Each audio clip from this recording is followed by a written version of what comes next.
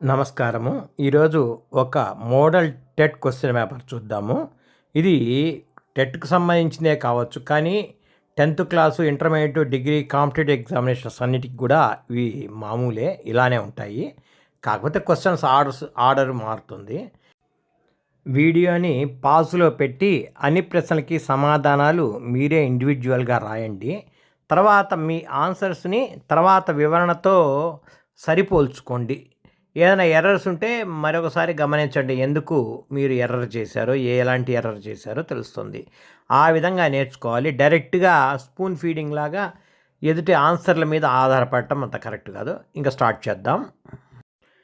మీకు పరిచయం ఉన్నవే కాబట్టి కొంచెము ఫాస్ట్గా ముందుకెళ్దాము. Take this book if you dash. ఇది జీరో కండిషన్. ఇఫ్ యూ తర్వాత సాధారణంగా వెర్బ్ యొక్క మొదటి రూపం వస్తుంది. Take this book if you want or if you like. నీకు కావాలంటే తీసుకో, ఇష్టమైంటే తీసుకో అని చెప్పడం. కాబట్టి ఒకటి ఆన్సర్ అవుతుంది. She dash a cup of coffee for me a few minutes ago. Ago అనగానే పూర్తయిన సందర్భంగా భావించి పాస్ట్ టెన్స్ కాబట్టి మేడ్. మేకుడు అనే పదమే లేదు, మేక్ రాదు, ఎగో అన్నారు కాబట్టి మేక్స్ కూడా ప్రజెంట్ సింపుల్ ప్రెజెంట్ టెన్స్ అవుతుంది. కాబట్టి అవి మూడు సమాధానాలు కాదు. మేడ్ జరిగిపోయింది కాబట్టి, ఎగో అన్నప్పుడు జరిగిపోయింది కాబట్టి పాస్ట్ టెన్స్ని చూస్ చేయండి. కాబట్టి ఫోర్త్ ఆన్సర్ అవుతుంది. నెక్స్ట్ 63rd క్వశ్చన్ చూడండి. Choose the grammatically correct sentence from the following. గ్రామాటికల్గా కరెక్ట్గా ఉన్నది ఎన్నుకోండి అంటున్నాడు. ఈ నాలుగిట్లో ఒకటి చూడాలా. I came here by walk, by foot, on foot, by foot, by walk. వీటిలో ఆన్ ఫుట్ అన్నది మాత్రమే కరెక్ట్. ఇవన్నీ కూడా common errors. I came here by walk అంటుంటారు, అలా అనకూడదు. ఆన్ ఫుట్ అని మాత్రమే చెప్పాలి. కాబట్టి ఇది చాలా ఇంపార్టెంట్. అందరికీ కూడా ఏ స్థాయిలో ఇంగ్లీష్ పరీక్ష రాస్తున్నా కూడా చాలా ఇంపార్టెంట్ ఇది. Next, the purpose of using dialogue tags is. అంటే డైలాగ్ అంటే ఇది ముఖ్యంగా డ్రామాల విషయంలో క్యారెక్టర్స్ ఉన్నప్పుడు ఉపయోగిస్తారు ఈ పద్ధతిని. దానికి to attribute speech to characters అంటే వివిధ పాత్రలకి సరైనటువంటి గుణగణాలని తెలియజేయడానికి స్పీచ్ను ఉపయోగించడానికి ఈ ట్యాగ్స్ను ఉపయోగిస్తారు. కాబట్టి రెండు ఆన్సర్ అవుతుంది. Choose the punctuation mark which is used to separate items in a list or series. వరుసగా ఉండేటువంటి వేరే వేరే పదాలని కలిపేదానికి కామా ఉపయోగిస్తాం. Ravi, Gopi and Krishna are friends అని చెప్తున్నప్పుడు రవి, గోపి మధ్య కామా ఉంటుంది. అదనమాట కామా యొక్క ఉద్దేశ్యం. రెండు కామా ఆన్సర్ అవుతుంది. Choose the correct sequence of the words in which they appear in the dictionary. డిక్షనరీలో ఎలా పదాలు కనబడతాయి దాన్ని వరుసగా తెలియజేయమన్నారు. మీకు తెలిసిందే ఆల్ఫాబెటికల్ ఆర్డర్లో ఉంటాయి. ఇక్కడ అన్నిట్లో కూడా ఎంఈ కామన్గా ఉంది కాబట్టి మూడో లెటర్ని తీసుకోండి, ఏది ముందు ఏది తర్వాత. కాబట్టి ఈ లెక్క ప్రకారము మెంబర్ డి ఫస్ట్ అవుతుంది. తర్వాత మెమొరబుల్ ఎంఈఎం బి. ఇక్కడ ఎంఈఎం రెండిట్లో కామన్ ఉంది కాబట్టి బిలో డిలో కూడా ఆ మూడింటిని వదిలేసి తర్వాత చూడండి మెంబర్ బి, తర్వాత మెమొరబుల్ ఎంఈఎంఓ. కాబట్టి డిబి అలా వస్తుందన్నమాట. సిఏ ఈ విధంగా ఆర్డర్ వస్తుంది.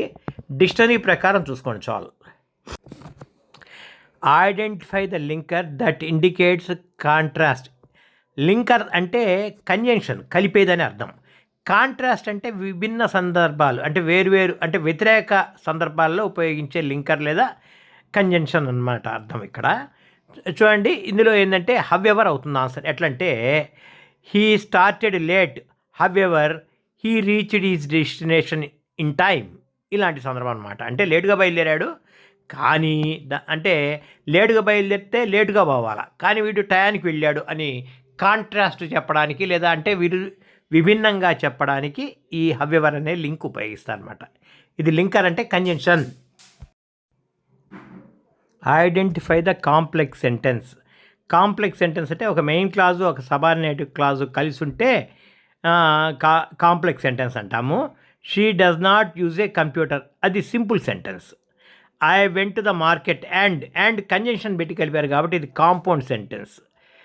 అలానే చూసుకుంటూ పోతే 4 although it was cold outside she didn't wear a coat. ఇది కాంప్లెక్స్ సెంటెన్స్ అవుతుంది. దీనికి సంబంధించి ఒక వీడియో చేస్తున్నాను, చూడండి. Choose the correct irregular plural form of the noun mouse. మౌజ్కి ప్లూరల్ అంటే బహువచన రూపాన్ని తెలియచేయండి.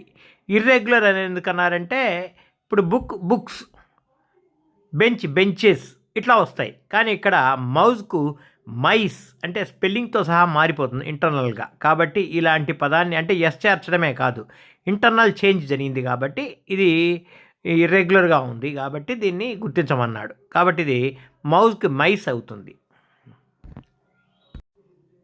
మిగిలిన 3 పదాలు అవి సరైనవి కాదు. అసలు మౌజ్ అంటే ఎలుక అని, చిట్టెలుక. దానికి బహువచన రూపాలే కాదవి, అవన్నీ రాంగ్ స్పెల్లింగ్స్. చాలా important. 70th one, dash can come to the party if dash want to. దీనికి choose the correct pronouns to complete the sentence. దాన్ని పూర్తి చేయడానికి సరైన ప్రొనౌన్ను ఉపయోగించండి. ఎవ్రీబడి అని కనుక ఉపయోగిస్తే ఒకటోది హీ, మరి షీ కూడా రావచ్చు. కాబట్టి హీ పూర్తి స్థాయి కరెక్ట్ కాకపోవచ్చు. నోబడి పెడితే షీ ఉంది అక్కడ రెండవ రూపంలో, కాబట్టి అక్కడ హీ కూడా పెట్టచ్చు. కాబట్టి ఈ రెండు కూడా పార్షియల్లీ ఎర్రర్ అవుతాయి. కాబట్టి మూడో చూడండి, ఎనీబడి దే, ఇది సరిపోతుంది. కాబట్టి 70th 3 ఆన్సర్ అవుతుంది. 4వ ఆప్షన్లో ఎనీబడి యూ ఉంది. ఎనీబడి ఉంటే 1 ఉండింటే అక్కడ ఓఎన్ఈ కరెక్ట్ అయ్యేది. కాబట్టి 1, 2, 4 ఇవి పాక్షికంగా ఎర్రర్స్, 3 మాత్రమే సరిపోతుంది. 71, choose the phrasal verb that means to refuse or reject something such as an offer or request. Refuse అంటే తిరస్కరణ చూపించేవి. పుటప్ అంటే పుటప్ కేస్ అంటే స్టార్ట్ చేయడం అనుకో. సెట్ ఇన్ అంటే దాన్ని కుదిరిగ్గా పెట్టడం. సెట్ అవుట్ అంటే స్టార్ట్. కాబట్టి ఇక్కడ టర్న్ డౌన్ అంటే దాన్ని వ్యతిరేకించడం అన్నమాట. కాబట్టి ఈ ఫ్రేజల్ వెర్బుల్లో ఒక్కో దానికి ఒక్కో అర్థం ఉంది. సరైన అర్థము టర్న్ డౌన్ అంటే దాన్ని వ్యతిరేకించడము, అంటే అభిప్రాయాన్ని తిరస్కరించడము అనే అభిప్రాయము అనే అర్థము టర్న్ డౌన్కి మాత్రమే వస్తుంది. కాబట్టి 3 ఆన్సర్ అవుతుంది. 72, the following is true about imperative sentence. Imperative sentence అంటే ఏంది? అసర్టివ్ అంటే స్టేట్మెంట్ని చెప్తుంది. ఇంపరేటివ్ అంటే ఆర్డర్స్, రిక్వెస్ట్ ఇస్తుంది. ఇంటరాగేటివ్ అంటే ప్రశ్నలు వస్తాయి. తర్వాత ఇంటరాగేటివ్ తర్వాత ఎక్స్క్లమేటరీ ఆశ్చర్యార్థకం. కాబట్టి ఇందులో ఇంపరేటివ్ అనగానే కమాండ్స్, తర్వాత ఇన్స్ట్రక్షన్స్, రిక్వెస్ట్ ఇచ్చేది. కాబట్టి 3 answer. Next 73, he said to me let's go home together. ఈ డైరెక్ట్ స్పీచ్ని ఇండైరెక్ట్లో మార్చేటప్పుడు లెట్ వచ్చినప్పుడు డైరెక్ట్ స్పీచ్లో, ఇండైరెక్ట్ స్పీచ్లో షుడ్ రావాలా. ఆటోమేటిక్గా 1 మాత్రమే ఆన్సర్ అవుతుంది. Next 74, some of the fruit cake dash gone. Some of the fruit cake ఇది singular number, ఏకవచనం కాబట్టి ఆరు ఇవి బహువచనానికి సంబంధించిన వెర్బ్ కాబట్టి రావు. Is correct. బి అంటే ఇక్కడ విల్ షల్ ఉంటే వచ్చేది, అది విలేవు కాబట్టి ఈజ్ మాత్రమే కరెక్ట్ అవుతుంది. Next 75, belonging to all parts of the world. ప్రపంచంలో అందరికీ చెందిన, ఇది అర్థము కాస్మోపాలిటన్, దీనికి సరిపోతుంది. Mumbai is a cosmopolitan city అంటే ప్రపంచంలో అన్ని మూలల నుంచి వచ్చిన వాళ్ళు అక్కడ నివసిస్తున్నారు అంటే అందరికీ చెందిన అనే అర్థం. Next 76, choose the correctly spelled word. ఇది జిప్సీస్ 2 ఆన్సర్ అవుతుంది. అంటే జిప్సీస్ అంటే ఒక తెగకు సంబంధించిన మనుషులు అన్నమాట. The first day of monsoon mist. Monsoon mist అంటే అర్థం ఏంటి? ఇక్కడ ఎల్ఓజీ లాగుంది కానీ ఎఫ్ఓజీ ఫాగ్ అంటే పొగమంచు అని. 2 ఆన్సర్ అవుతుంది.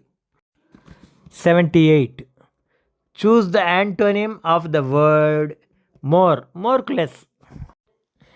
79, lad which is an inborn trait of human beings proposed by psycholinguistic is a dash. ఇది 2 ఆన్సరు. లెర్నింగ్ ఎక్విజిషన్ డిజైన్ 3 కూడా డౌట్గా ఉంది. లాంగ్వేజ్ ఎక్విజిషన్ డివైస్ ఈ రెండిట్లో ఒకటి ఆన్సర్ అయి ఉండొచ్చు. అది కొంచెం వెరిఫై చేయండి. Identify the graphic motor skills reading and writing 3 answer అవుతుంది. Identify the content word from the following ఈ కింద ఇవ్వబడిన వాటిలో కంటెంట్ వర్డ్ చూడండి. కంటెంట్ వర్డ్ అంటే విషయాన్ని వివరంగా చెప్పడానికి ఉపయోగించవలసినటువంటి పదం బ్రేవ్ అవుతుంది. యాజ్, బిఫోరు, విత్ ఇన్ ఇవన్నీ దాదాపు గ్రామరు వాటికి సంబంధించినటువంటి లాంగ్వేజ్ డెవలప్మెంట్కి ఉపయోగపడతాయి. కానీ ఈ పదం మాత్రమే కంటెంట్ వర్డ్ అవుతుంది. The main aim of a composition is composition వ్యాసం యొక్క ముఖ్య ఉద్దేశం ఏంటి? Communicate one's thoughts in an organised way. అదే కదా, ఒక పద్ధతి ప్రకారం విద్యార్థి తన యొక్క అభిప్రాయం తెలియజేసేదే కాంపోజిషన్ అవుతుంది. ఒకటి ఆన్సర్. ఇక్కడ ఇచ్చిన పేరాన్ని చదివి 83, 84 ప్రశ్నలకు సమాధానం రాయాలి. ఇది కొంచెం ఓపిక చేసుకొని చదవాలి మనం. ఈ వీడియోస్ చాలామంది చూస్తున్నారు, కానీ వాళ్ళకి సంబంధించిన లైక్ చేయటం కానీ వాళ్ళ యొక్క అభిప్రాయాన్ని కామెంట్ రూపంలో తెలియచేయటం కానీ చేస్తే మాకు ఎంకరేజింగ్గా ఉంటుంది. మరికొన్ని వీడియోస్ చేయగలం. కాబట్టి గమనించండి, తప్పనిసరిగా లైక్ చేయండి. Let's go to content. 83 select the correct statement based on the passage. ప్యాసేజ్కి సంబంధించినటువంటి విషయాన్ని పరిశీలించిన తర్వాత కరెక్ట్ స్టేట్మెంట్ ఏంటంటే 2. అలానే 84 choose the correct statement based on the passage. ఇక్కడ కూడా అంతే. Second answer the breeze carried the scent of roses.